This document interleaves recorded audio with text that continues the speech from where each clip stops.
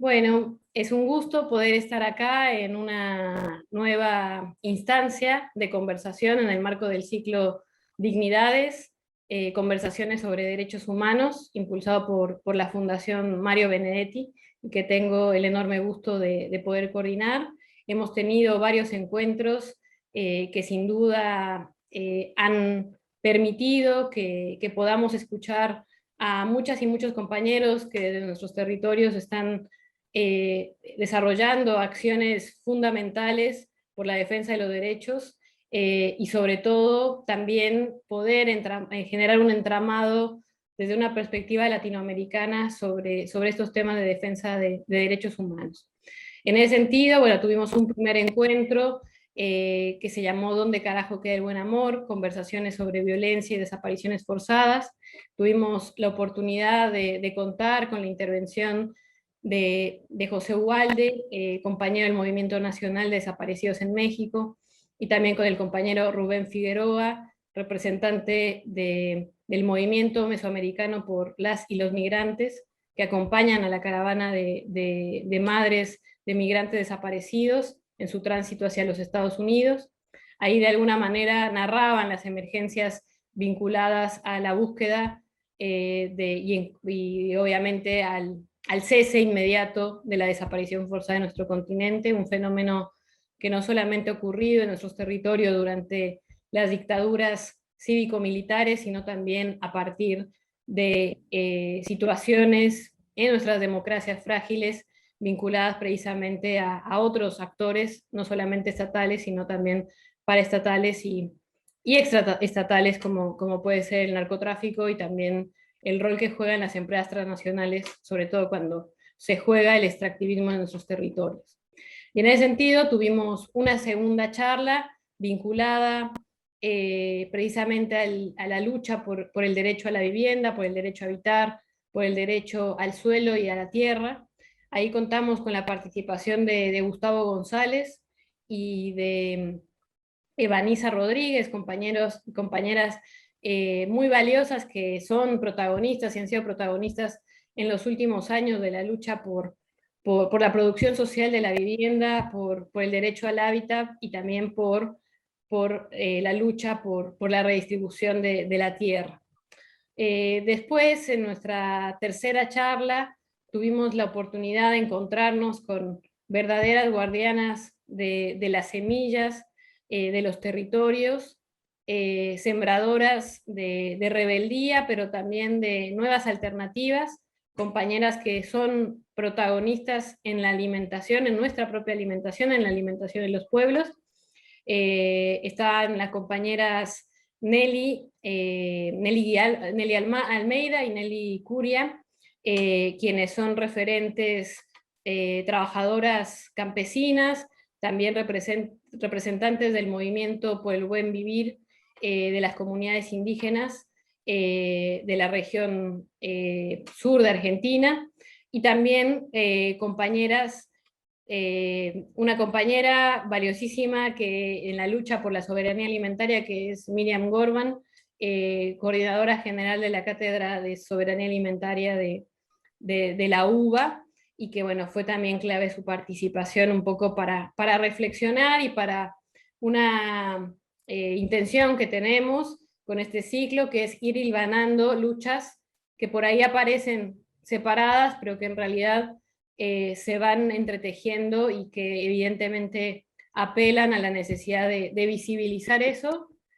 más allá del movimiento que resiste y que lleva adelante las luchas, sino también a la comunidad toda. Entonces, en ese sentido, la última conversación que se daba en este encuentro con las compañeras de Argentina era precisamente el tema del rol de los feminismos en las luchas anti-extractivistas y por la soberanía alimentaria, y sobre todo en un contexto marcado por una regresión autoritaria devastadora en toda la región,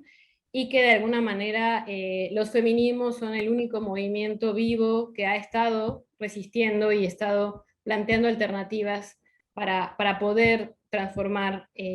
este mundo que vivimos, así que habitamos. Así que bueno, muy contenta por dar inicio a esta charla. contamos con la valiosísima intervención de Emilia Márquez. Ella es directora del área de género y sexualidad de la organización Temblores de Colombia. Ella además es antropóloga y especialista en temas de género, feminismos y sexualidades. Y bueno, es un gusto poder contar con usted, contigo, contigo Emilia, y también con el querido compañero Andrés Olivetti, integrante de la Fundación Mario Benedetti, y que evidentemente sin la posibilidad que nos otorga la Fundación de ser caja de resonancia de estas reflexiones, no podríamos estar aquí. Así que bueno, sin más, te doy la palabra, Andrés, y después arrancamos con Emilia. Gracias, Valeria. Mira, para la Fundación es fundamental, es uno de sus objetivos, la promoción de los derechos humanos, desde además una perspectiva que entreteja todas las distintas vertientes de la lucha por los derechos humanos, entre las que está sin ninguna duda la lucha feminista de género, vinculada, por supuesto, a todas las luchas que van y apuntan por el cambio, por otro mundo posible, una alternativa al sistema del gran capital. Un gusto, Emilia. Vayamos contigo.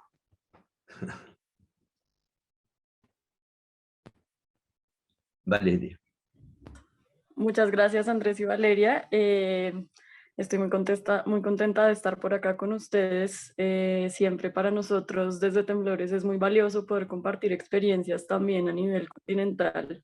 y a nivel sur. Y bueno, creo que está muy dispuesta también la organización para participar en estos espacios y para tejer, ojalá, un poco más de reflexiones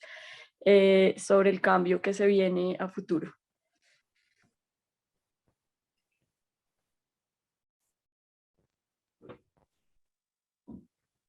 Bueno, no sé si quieren... dale.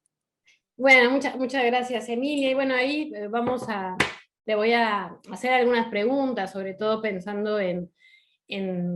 este intercambio y en esta necesidad de visibilizar luchas en todo el continente, y que tiene que ver con el contexto actual que se vive en Colombia, con el contexto que se vivió durante la pandemia, y de alguna manera la situación de efervescencia social que existe, ¿no? en Colombia, y que es necesario mirar, sobre todo en un contexto donde evidentemente se invisibilizan determinadas situaciones que se dan en nuestro continente cuando sucede, particularmente desde Uruguay. Está muy puesto el foco en el análisis de las situaciones que se viven en Venezuela o en Cuba, por parte de los medios de comunicación hegemónicos, pero nunca se plantea, bueno, esas ebulliciones sociales surgidas precisamente de las violencias producidas por parte del propio Estado, y bueno, y en este caso las situaciones de conflicto continuado en el tiempo, en el caso de Colombia. Entonces sería muy bueno poder conocer un poco esta realidad, y bueno, cómo desde Temblores están trabajando esto, y bueno, y el movimiento feminista también, qué rol ha jugado en esta dinámica. Bueno, yo creo que para esta conversación me voy a enfocar un poquito en dos cosas. Por un lado, en cómo ha sido digamos, esta pandemia y este momento un poco post-pandémico, pero que igual sigue siendo de pandemia, para la violencia policial con el enfoque de género. Y ahí no solamente para las mujeres, sino también para todas las políticas que, digamos, se han vuelto represivas para la población LGBT y trabajadora sexual acá en Colombia, digamos, a partir de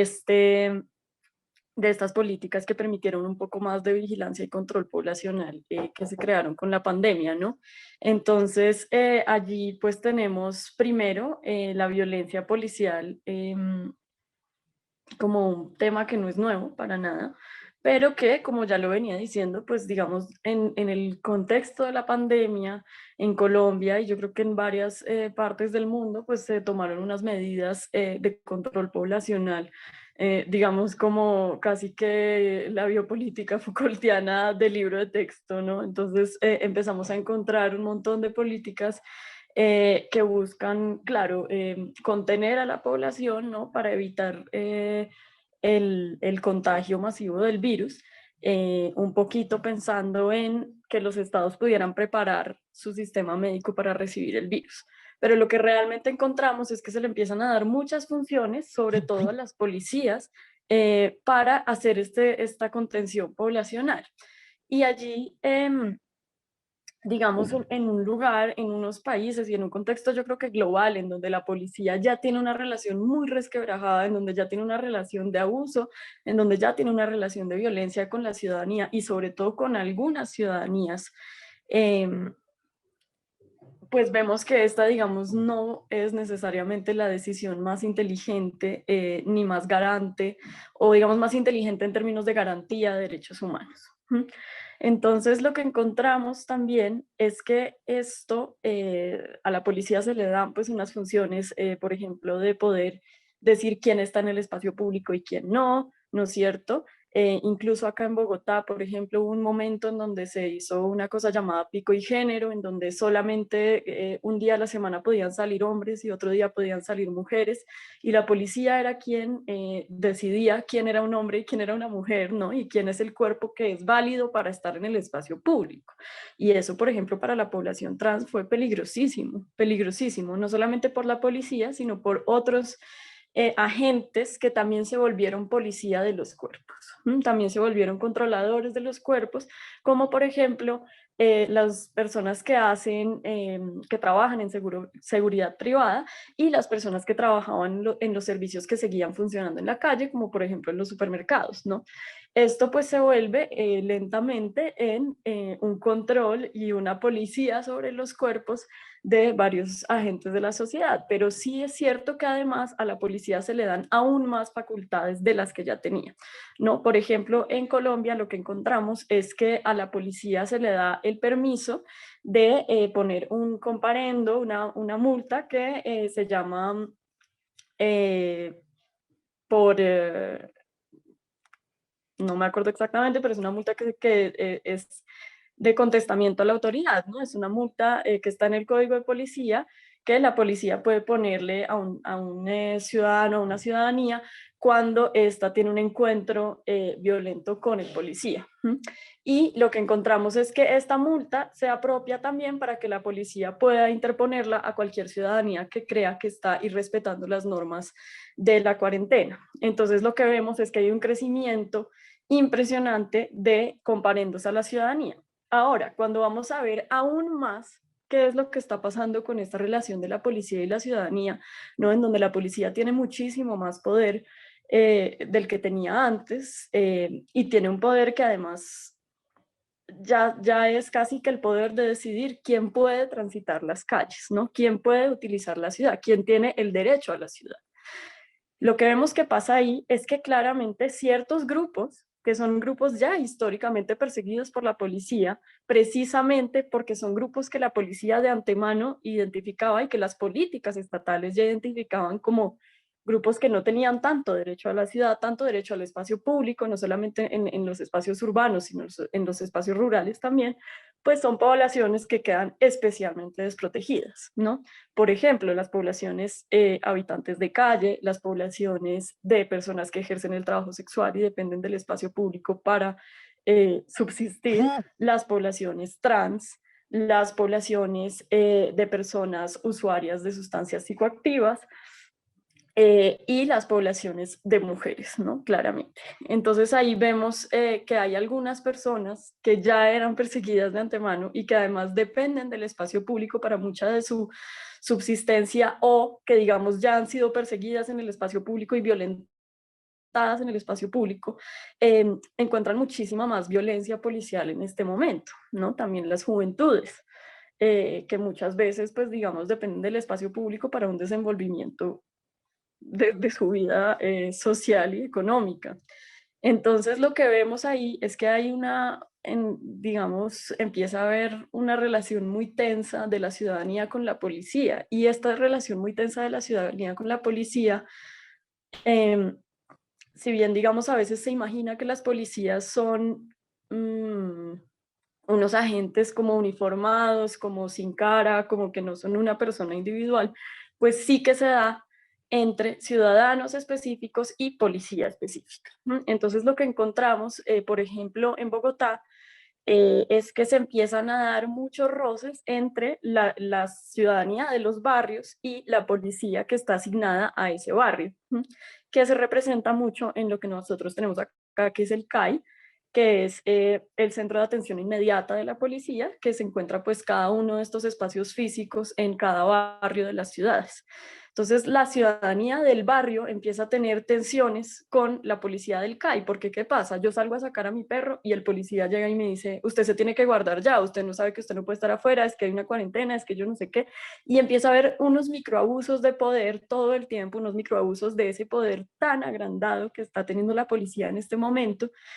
y la ciudadanía en un momento que digamos acá pudimos identificar muy claro, que es con el asesinato de Javier Ordóñez, un ciudadano que es asesinado por la policía en su barrio, precisamente porque la policía alega que le está incumpliendo la cuarentena. Hay una, digamos que esa tensión explota. Entonces lo que encontramos en Bogotá es que el 9 de septiembre del año 2020, después de un momento muy largo de pandemia, en donde además la ciudadanía pues está teniendo un problema económico grande, en donde hay este control exacerbado de la policía del espacio público, la ciudadanía explota, ¿no? Explota esta relación de tensión y se dan unas manifestaciones. La ciudadanía decide que ya no quiere más estar guardada en la casa y que necesita salir a manifestar su descontento con la policía específicamente. Y encontramos una situación muy violenta en donde algunas partes de la ciudadanía salen a atentar contra los CAI, ¿no? Salen a manifestarse con el espacio físico del CAI, y la policía responde de una manera absolutamente desmedida y absolutamente ignorante de cualquier derecho humano y del derecho a la vida, que es dispararle a la ciudadanía con armas de fuego. Esta es una situación que, digamos, no veíamos en Colombia, yo creo que hace demasiado tiempo. Es una situación muy atípica porque si bien la policía sí tiene un historial de accionar armas en contra de la ciudadanía, estas son armas que supuestamente son de letalidad reducida y supuestamente son armas que si son bien utilizadas, pues digamos que no le causarían un daño mayor a la población. Sin embargo, en este momento vemos que la policía acciona sus armas de fuego, que pues son armas letales completamente, ¿no? Digamos en la clasificación pues de las armas. Entonces ahí encontramos un primer momento en donde la policía asesina a 12 jóvenes en una sola noche, un número tremendamente triste y alarmante. Y también encontramos otro problema, y es que en todo este tiempo digamos, no solamente estamos viendo que en términos de género hay una discriminación, por ejemplo, muy clara hacia la población trans y hacia la población trabajadora sexual que es perseguida, sino que vemos que también entonces estas medidas, digamos, exageradas que tiene la policía, estas, digamos, facultades exageradas que tiene la policía, son utilizadas de una manera diferencial en contra de los cuerpos de mujeres y otros cuerpos feminizados, que es la violencia sexual y la violencia de género, ¿no? Entonces, estos 2 días de septiembre, que fueron el 9 y 10 del 2020, en donde vemos esta exagerada, digamos, matanza de ciudadanía por parte de la policía, vemos también algunos casos de violencia sexual, y vemos unos casos de violencia sexual que, digamos, desde Temblores ya veníamos registrando anteriormente. Tienen un modus operandi muy específico, y aquí lo que vemos es que desde ahí se va a desencadenar una violencia que sigue llegando hasta lo que vimos en abril, mayo y junio de este año, en donde hay una reacción extremadamente violenta de la ciudadanía contra la policía, de la policía contra la ciudadanía. Hay un crecimiento enorme de la desconfianza ciudadana en la policía, y para las poblaciones de mujeres y poblaciones feminizadas, esta violencia de género y esta violencia sexual se incrementan de una manera muy, muy, muy alarmante. Entonces vemos ahí, además, que hay un modus operandi muy específico que no es nuevo, pero que, digamos, vemos cómo cada vez es más creciente y cómo cada vez se manifiesta más también en la denuncia. Entonces aquí quisiera explicar, bueno, digamos, si vamos rápidamente hacia lo que pasa en el 2021, vemos que en el 2021 vuelve a haber entonces un momento de manifestación, ¿no? O sea, vuelve a haber un momento en donde por una reforma tributaria que estaba tratando de pasar el gobierno de Duque en ese momento, la población, digamos, dice, esta es la última gota que rebasa el vaso de nuestro descontento con este gobierno, y salen a un gran paro nacional. En este gran paro nacional vemos de una respuesta completamente represiva del derecho fundamental a la protesta social. Vemos una respuesta que es reprimir la protesta de nuevo con armas de fuego, de nuevo con un muy mal uso de las armas de letalidad reducida. Vemos incluso cómo la policía empieza a utilizar un arma llamada Venom, que es básicamente un cañón que es utilizado en otros países en contextos de guerra, y que es utilizado no solamente en un contexto desmedido dentro de la protesta social, sino que es utilizado de manera errónea, disparando directamente por el suelo hacia donde están las personas marchando, ¿no? Entonces vemos un uso excesivamente desmedido de la fuerza por parte de la policía, y vemos una cantidad de denuncias de violencia sexual y de violencia de género que yo creo que no habíamos visto nunca en este país, digamos, hacia la policía. Y allí estas denuncias,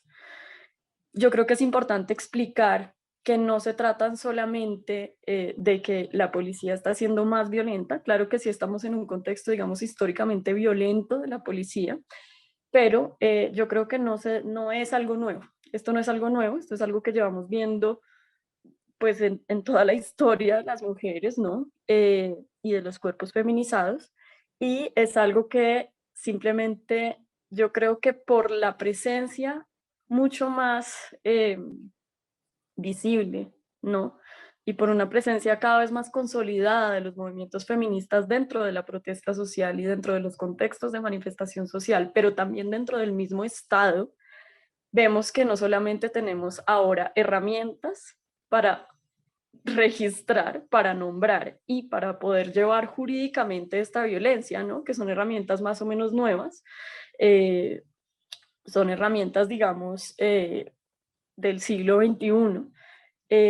sino que tenemos también una presencia feminista que sí que está, digamos, llevando a que las mujeres y los cuerpos feminizados sean capaces también de ir adelante con las denuncias y de nombrar esto y de romper unos silencios históricos frente a las violencias sexuales y violencias de género, ¿no? Entonces lo que vemos es que se empiezan a registrar, nosotros empezamos a registrar desde Temblores una cantidad de violencias sexuales y de género, y con la violencia sexual vemos unos patrones muy claros en donde vemos que es una violencia que siempre ocurre en espacios cerrados. Es una violencia que ocurre en más de un 80% en contra de mujeres o cuerpos feminizados. Y ocurre en espacios cerrados de la policía, ¿no? Por ejemplo, los carros de la policía, las estaciones de la policía, los CAI, y vemos que es una violencia que además de todo ocurre en grupo. Ocurre en grupo, ya sea varios miembros de la policía son quienes ejercen la violencia, o ya sea uno la ejerce y los otros miran como testigos. Y esto no solamente es un agravante de la violencia en términos legales, y bueno, agravantes hay varios, porque también cuando este tipo de violencia lo ejerce un miembro del Estado se puede considerar tortura, ¿cierto? Porque además la ejerce un miembro del Estado en una condición de retención de la persona, que es violentada, pero además el hecho de que ocurra en grupo no solamente es un agravante, digamos, jurídicamente de la violencia, sino que además nos demuestra una cultura en donde no hay absolutamente ninguna condena social de la violencia sexual y de la violencia de género, ¿no? Entonces nos muestra una cultura de encubrimiento y una cultura casi que de celebración de esta violencia que se da estructuralmente dentro de la misma policía. Y todas estas, digamos, características de esta violencia que podemos identificar una y otra vez como patrones, y que no solamente son un patrón de estos años de pandemia, sino un patrón que ya venimos desde Temblores, desde nuestros 4 años de trabajo identificando en el tiempo, nos muestra que esta es una violencia estructural dentro de la policía, y que es una violencia que simplemente con la pandemia, como toda la violencia policial, pues se exacerbó, ¿no? Entonces ahí lo que vemos es una necesidad también de, si estamos hablando de reformar las policías, si estamos hablando de buscar otros modelos de Estado, en donde, por ejemplo, el modelo de seguridad sea pensado de una manera distinta, ¿no? Se ha pensado desde una garantía de los derechos humanos y no desde una criminalización de ciertas poblaciones, pues es muy necesario, y lo venimos diciendo desde hace rato, y digamos lo estamos diciendo de nuevo, en este momento en donde la reforma policial ya es un tema muy sonado en Colombia, pues esta reforma o este pensamiento de una reforma de las políticas de seguridad del Estado, pues tiene que ser pensada con el género en su centro. ¿Y cómo se piensa esto con el género en su centro? Pues se tiene que pensar empezando por, sí, capacitación, pero también por un robustecimiento mucho más grande del sistema legal que juzga los actos de violencia policial, con un robustecimiento también mucho más grande del sistema legal en general, que categoriza la violencia sexual de una manera, por ejemplo, muy heterocentrada en este momento. Se tiene que pensar también pensando en una, digamos, fortalecimiento también de estas capacidades dentro de la misma policía para la sanción social de la violencia sexual, ¿no? Entonces, esto es como un poquito lo que hemos descubierto y lo que hemos venido trabajando. Cuando nos dimos cuenta también, o digamos, todo el tiempo que hemos sabido esto, pues también hemos decidido un poco abrir las conversaciones de reforma policial a una ciudadanía que también es la que está siendo afectada desmedidamente por este tema de la violencia de género, ¿no? Entonces hemos hecho conversaciones con población trans, con población trabajadoras sexuales, con población de mujeres en general, en donde estamos buscando entender cómo esta violencia es diferencial hacia ciertos cuerpos, cómo la violencia policial es diferencial hacia ciertos cuerpos y cómo estos cuerpos también ellos mismos identifican que debe cambiar la policía, ¿no? Entonces, esto es como en lo que estamos ahorita. Y pues sin más, creo que abro para que haya contrapreguntas o comentarios.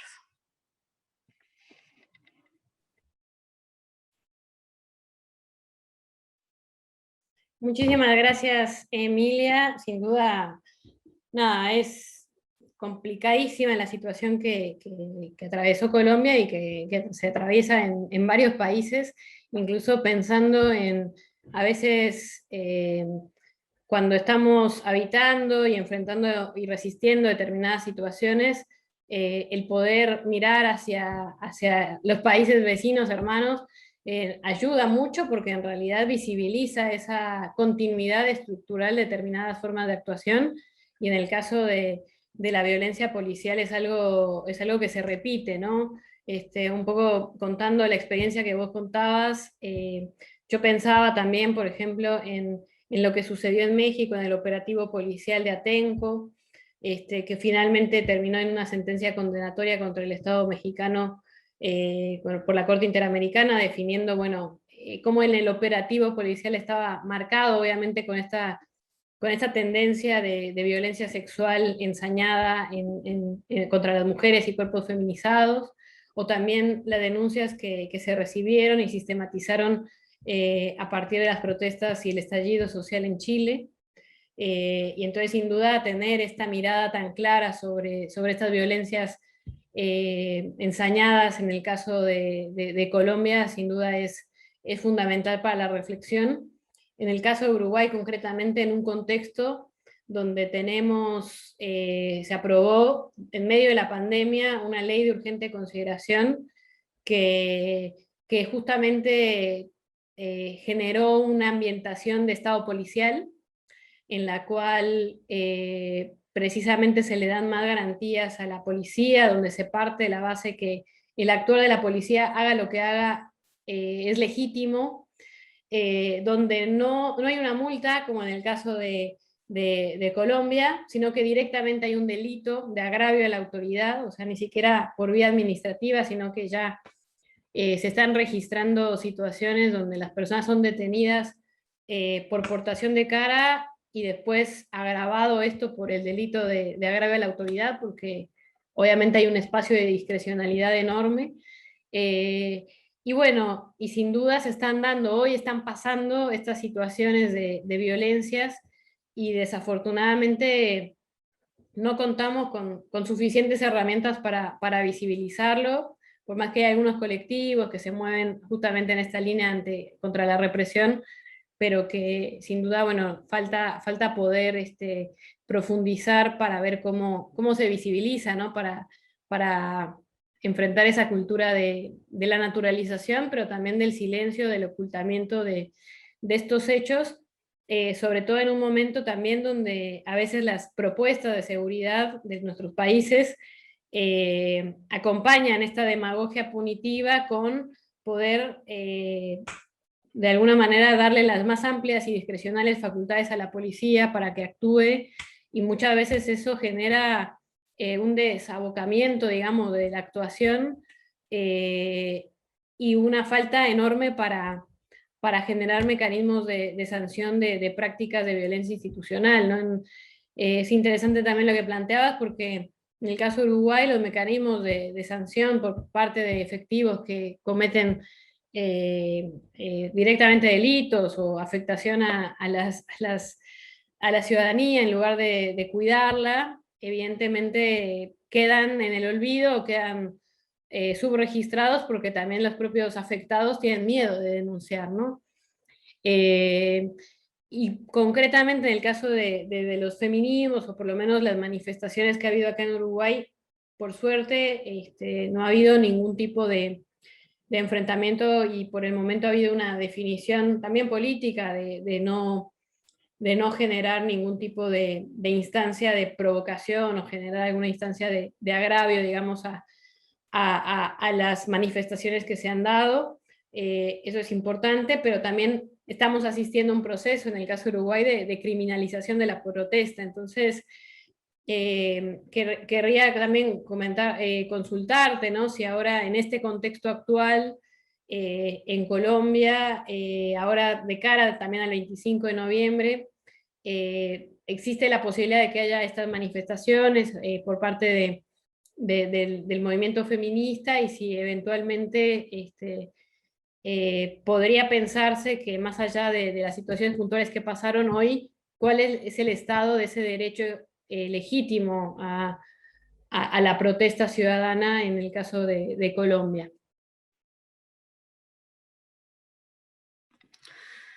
Sí, bueno, claro, como tú lo dices, pues la criminalización a la protesta social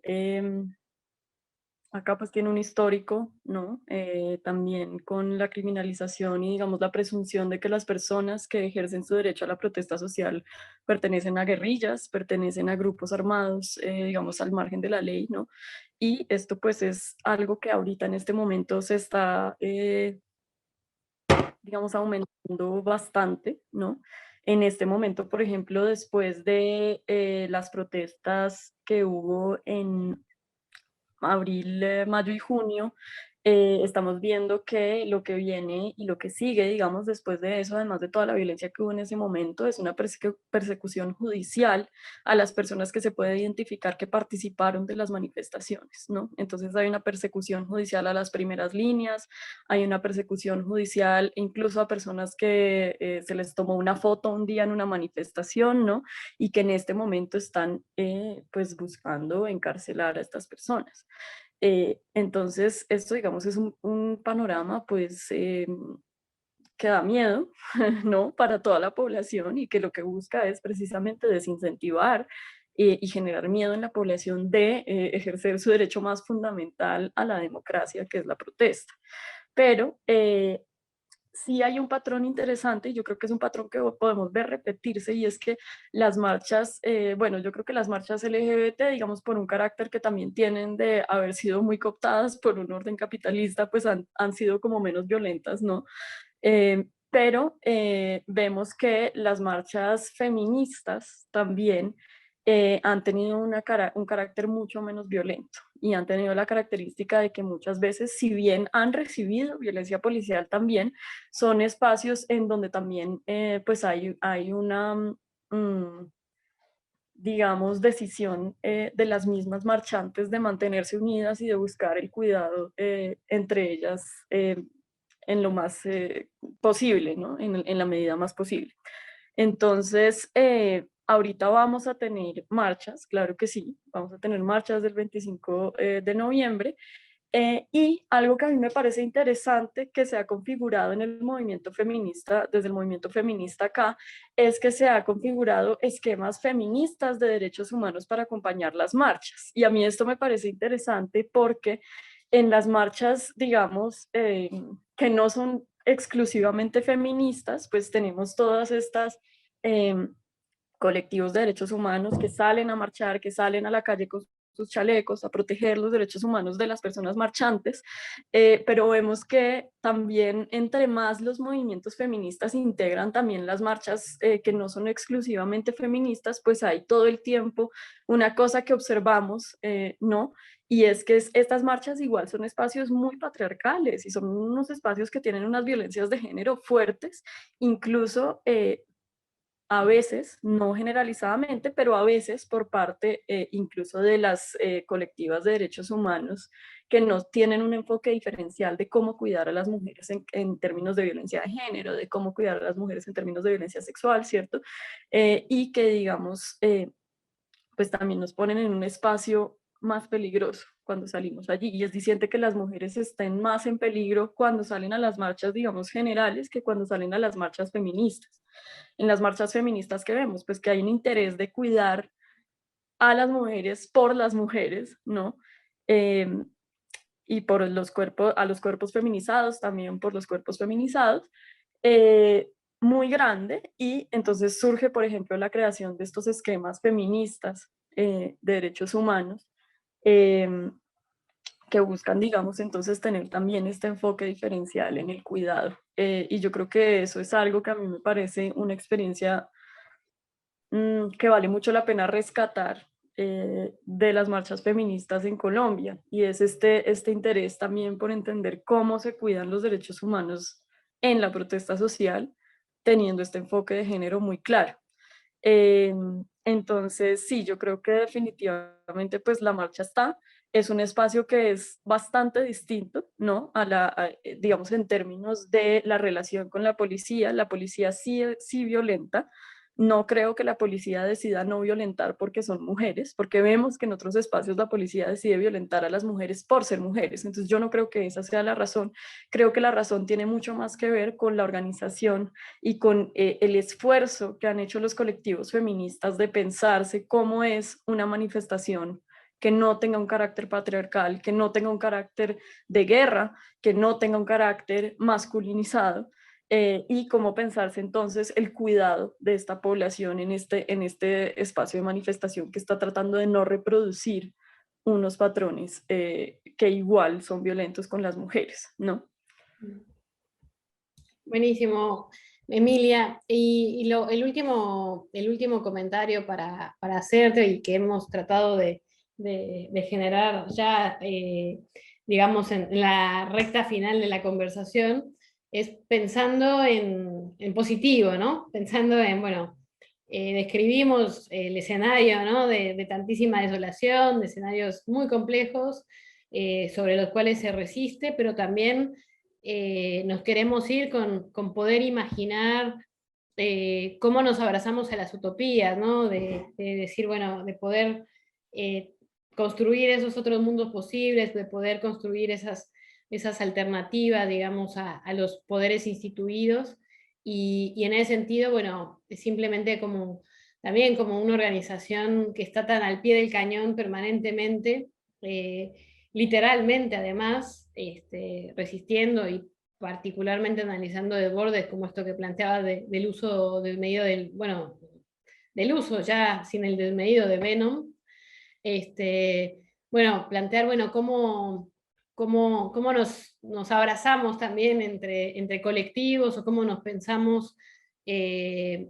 para avanzar y para no habitar, digamos, un ciclo perpetuo que nos lleva a los mismos lugares que ya conocemos, pero enrarecidos o con una situación peor, ¿no? O sea, tratando de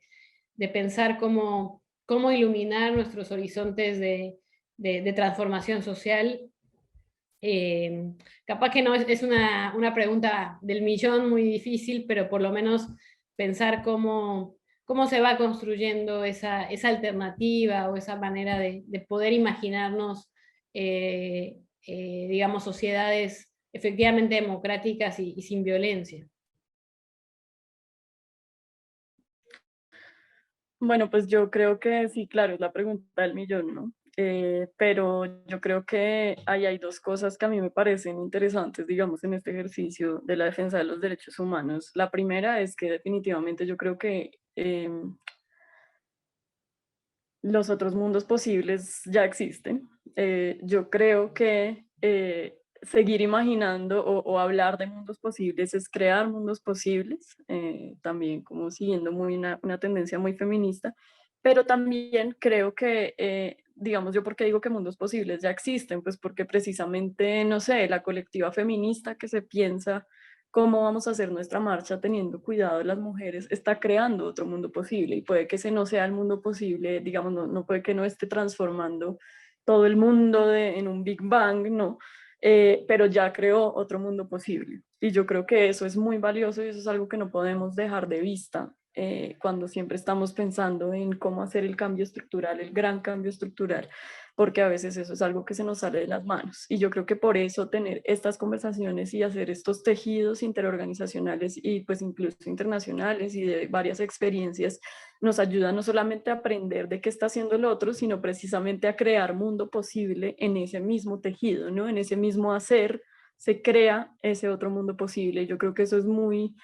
digamos, es algo que a mí me sirve mucho tener en el horizonte, ¿no? Cuando uno hace el trabajo, cuando uno tiene, crea un espacio en donde durante 2 horas habla de cómo debe ser otra cosa, pues ahí está creando ese mundo. Y yo creo que otra cosa que a mí me parece interesante, por ejemplo, de este tema específico de la reforma policial, es que yo creo que pensar en una reforma a la policía necesariamente es pensar en una reforma al Estado, ¿no? O sea, pensar en una reforma, digamos, a la policía, la reforma que queremos, ¿no? La reforma o una reforma a las políticas de seguridad que sean mucho más garantes del derecho humano, unas políticas de la seguridad que imaginen que seguridad es cuidar a la ciudadanía y no atacar o criminalizar a cierta ciudadanía. Eso ya es pensar otro Estado, porque el Estado que tenemos en este momento,